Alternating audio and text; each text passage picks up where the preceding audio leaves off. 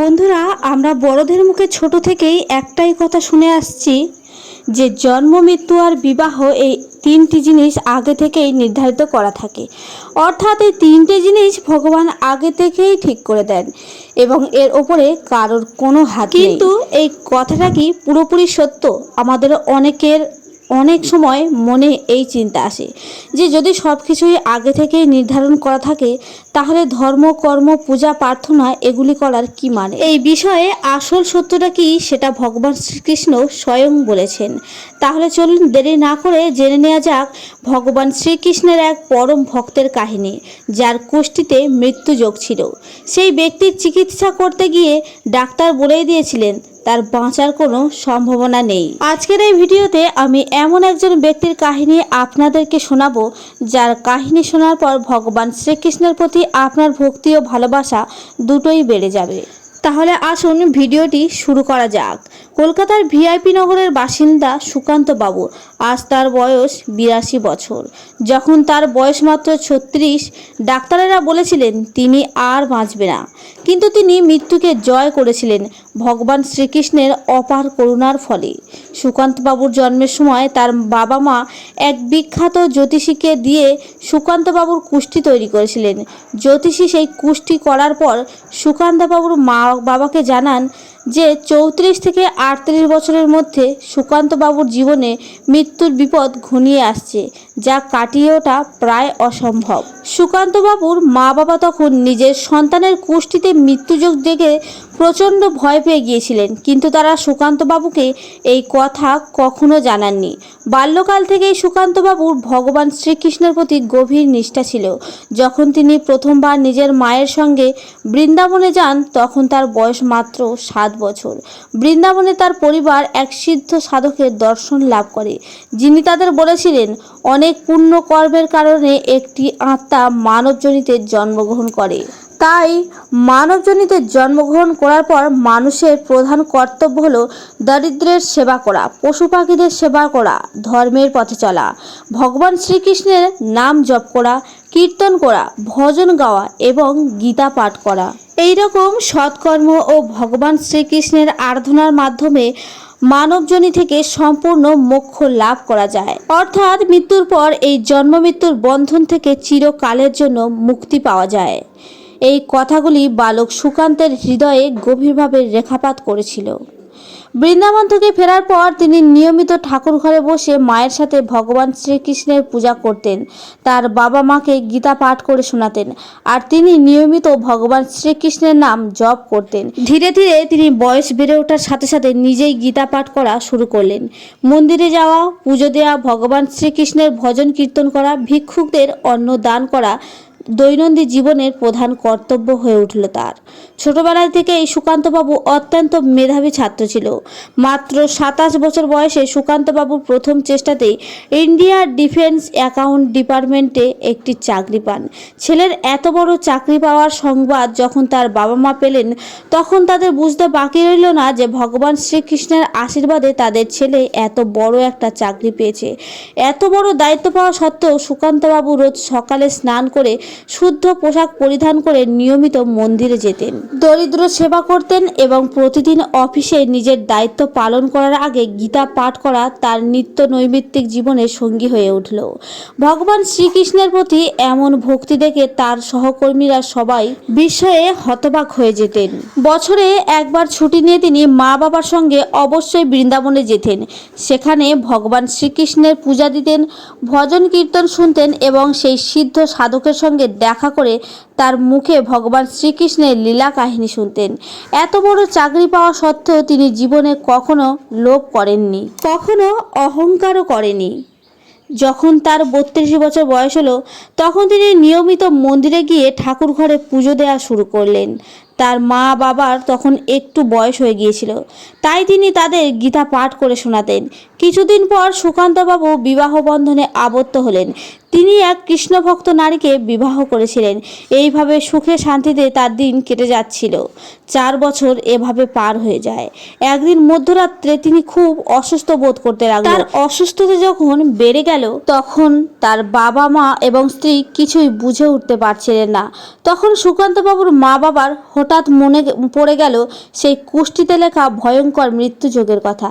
তাই তারা প্রথমে প্রচণ্ড ভয় পেয়ে গেলেন এবং ভগবান শ্রীকৃষ্ণের নাম জপ করতে শুরু করলেন। ভগবানের নাম জপ করা মাত্রই তাদের চিন্তা কেটে গেল এবং মাথায় একটা বুদ্ধি এলো। তখন সুকান্ত বাবুর বাবা নিকটবর্তী এক বেসরকারি হাসপাতালে ফোন করে অ্যাম্বুলেন্সকে ডেকে পাঠালেন।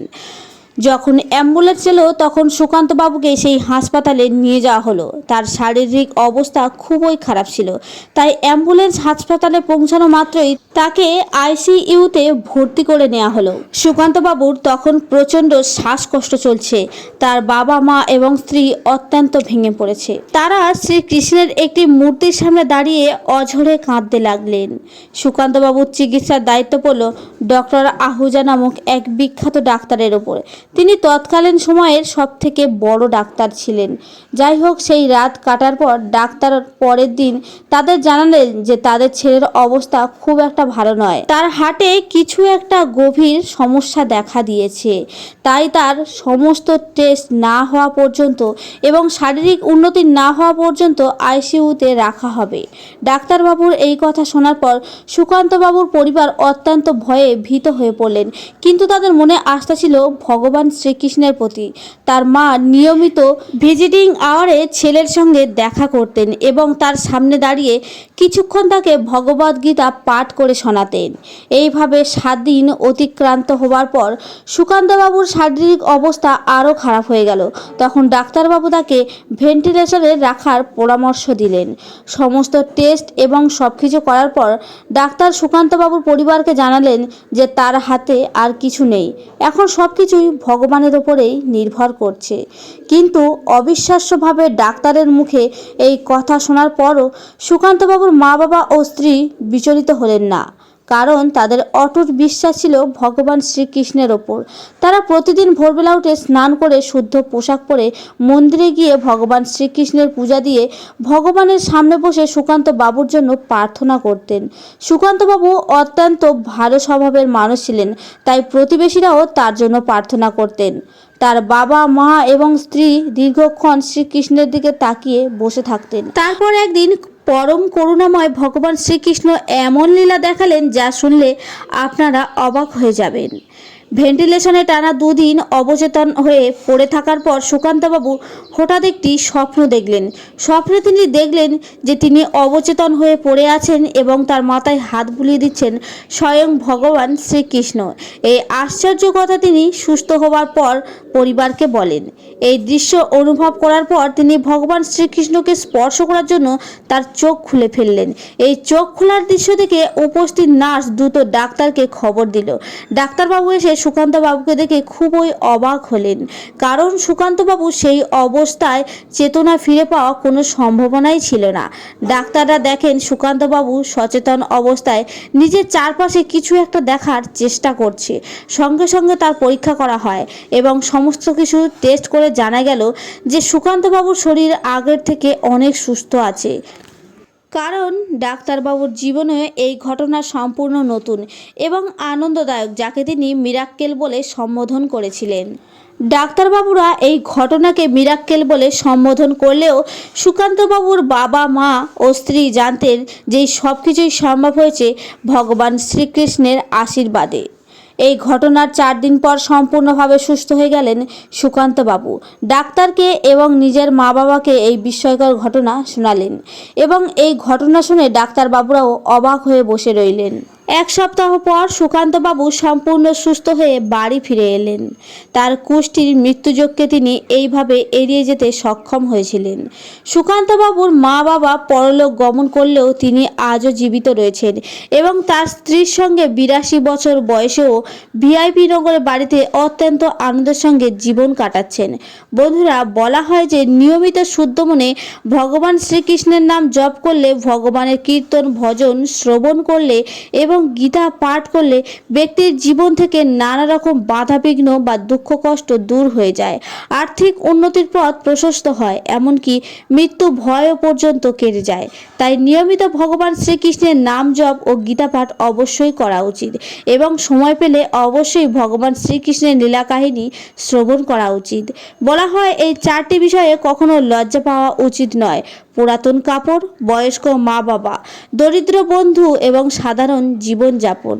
এই পৃথিবীতে আমরা কে কতদিন বেঁচে থাকব সেটা আমরা জানি না, আর এটা গুরুত্বপূর্ণ বিষয়ও নয়। গুরুত্বপূর্ণ বিষয় হলো আমরা মানুষের মনে কতদিন বেঁচে থাকব। মানুষের জ্ঞানের পরিচয় পাওয়া যায় তার কথায়, যোগ্যতার পরিচয় পাওয়া যায় তার কর্মে, আর বংশের পরিচয় পাওয়া যায় তার ব্যবহারে।